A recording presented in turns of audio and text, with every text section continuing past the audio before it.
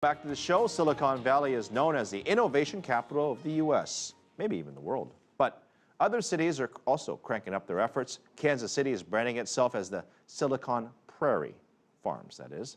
Mark New visits there and visits startups who are setting up shop there. What do you guys have here? Let's take a look at how you guys... Welcome to the Handprint House, the Bradfeld Fiber House.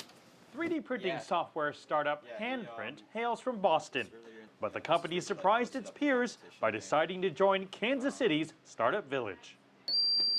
4 members of Handprint get a year-long stay in this house for free after winning a contest organized by tech entrepreneur Brad Feld. This is our living room, startup life. We got Red Bull, we got big computer screens. Visiting at 1 in the afternoon may be a little early. Right light is gonna help you. He was up till 3 a.m. working on some code.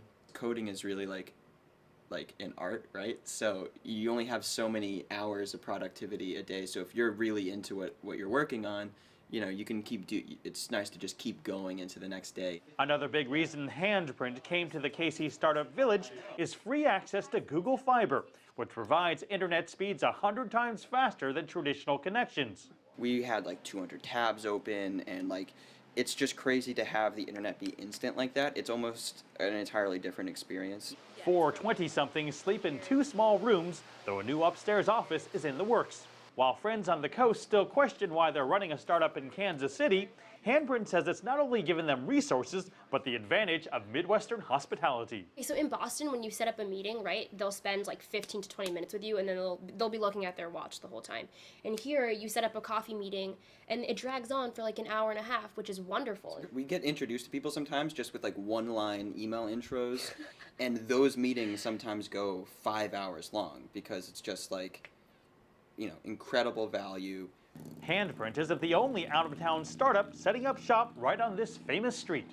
Most of the homes in the Kansas City Startup Village are either on this side of the street or on that side of the street, which is somewhat ironic because this is known as State Line. I'm now in Kansas City, Missouri.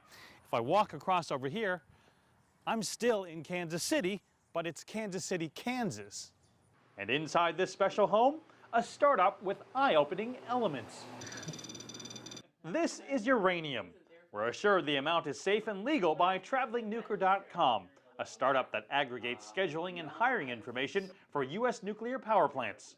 Traveling Nuclear is the latest startup to stay at this house for 3 months rent-free through an ongoing program called Homes for Hackers. Pair that name with access to blazing Google Fiber internet speeds, and you get a visit from the FBI. Hacker Tim Haskins recently greeted a curious FBI agent at their door. I told him, you know, Traveling Nuclear, this is what we do. I'm like, oh, by the way, I have some uranium out front. And his reaction was just like, oh, no. Like, I wish you hadn't told me that.